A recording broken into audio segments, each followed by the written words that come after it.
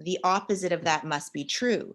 So for me, when I'm having, if something's not going the way that I want it to, my first response has been programmed now to say, God is good all the time, which then has me look, what's the good in this? Most people are like, let me talk about how bad it is, and that let me go focus group it with other cynical people and like actually create more of that. Versus my first response is, God is good all the time. What's the good in this? There must be good in this. That's the law. The faster you can program your mind to see that through this process, the more you'll be able to actually call in the good that you desire. God is good all the time. Okay, so now we're going to get into U squared. You just can listen to me read. So he starts off by saying a true story. So let me actually tell you a little bit about this book. This book is unbelievable.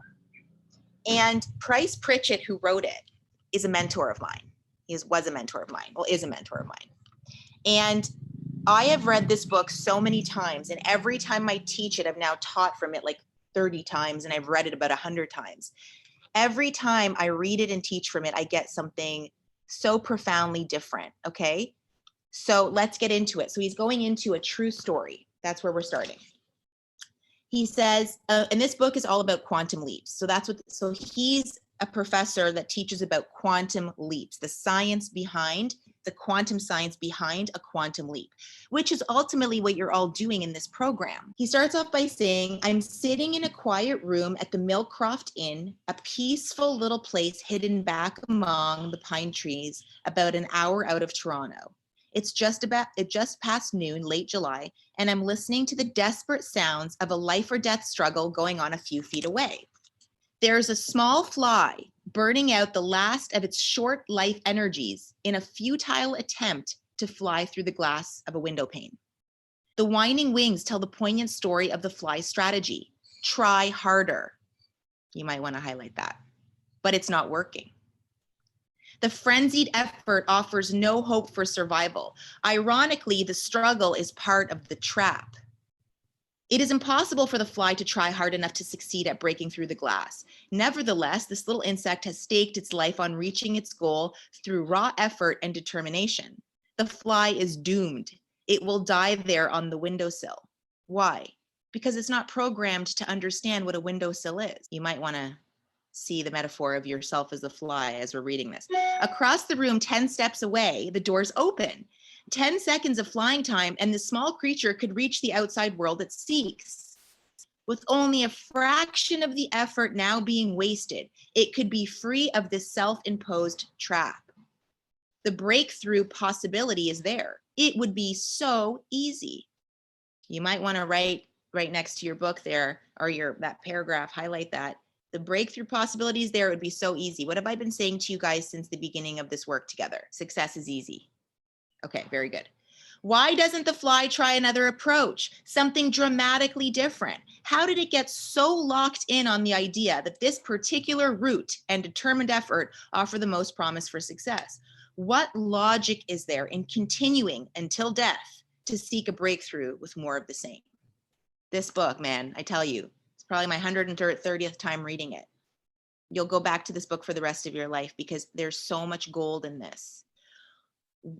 As I'm reading this, it's obviously not about the fucking fly. It's about you. Where are you until death doing more of the same, hoping a different result? Didn't Einstein say that's a definition of insanity? Okay, very good. No doubt this approach makes sense to the fly. Regrettably, it's an idea that will kill. Trying harder isn't necessarily the solution to achieving more. Gold, right there. It may not offer any real promise for getting you what you want out of life. Sometimes, in fact, it's a big part of the problem. If you stake your hopes for a breakthrough on trying harder than ever, you may kill your chances for success. Isn't that so cool? Okay, so let's go through this a little bit. What's he talking about? He's talking about, and I love the story of the fly. You're going to think about the fly all the time now, okay? The fly is trying to it's trying to fly through a glass. It's never going to happen. Where are you trying to fly through glass?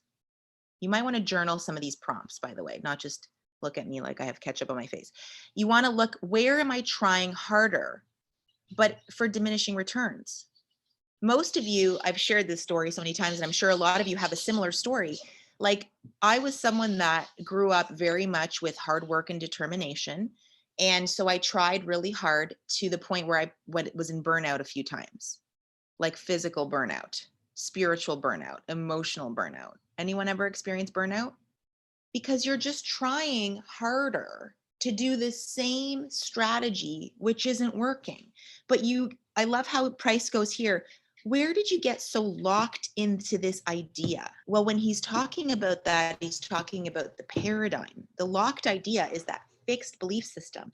I have to work harder. I have to try harder. I'm not good enough as it is. My parents taught me that working harder, trying hard. Working hard and determination are very good qualities and values, but not at the expense of common sense. Not if the particular way you're doing it is not working. And I love this idea that the fly could have flown to the door. The door was open. Where is there an open door? This is all metaphor. There's so much beautiful metaphor and story in this, where I see people, I've coached people through this program now so many times. And in my own stuff, where it's like, there's an open door right here, but you're so focused on this one way of doing it that you can't even see the doors open. So as we're going through You Squared, I want you to start to think for yourself, where am I employing a certain strategy or mindset around something, and it's actually creating diminishing returns for me? When I was seeing patients one-on-one in my office, there was only a certain amount of days and hours in the week. So I was capping myself at a certain salary, but I was also burning myself out. So I had to employ a different strategy, a different approach in terms of revenue generation, going back to what's known on how to generate instead of and how to make it different. It's like there's this only one way to do it, even though there's this open door. And that open door, you're going to start to see as we go through this, is where the quantum leap lives. It's where the income is. It's where the desire lives. It's where the opportunity is. It's where the right people are. It's where everything is.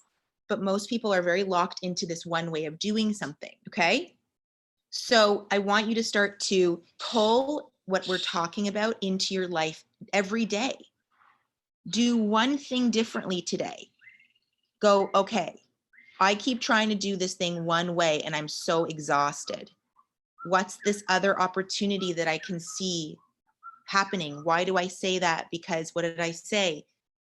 God is good all the time, meaning that there's opportunities around you all the time. But if you're myopic and only looking at things one way, you are missing 99% of other things happening that are opportunities for your quantum leap.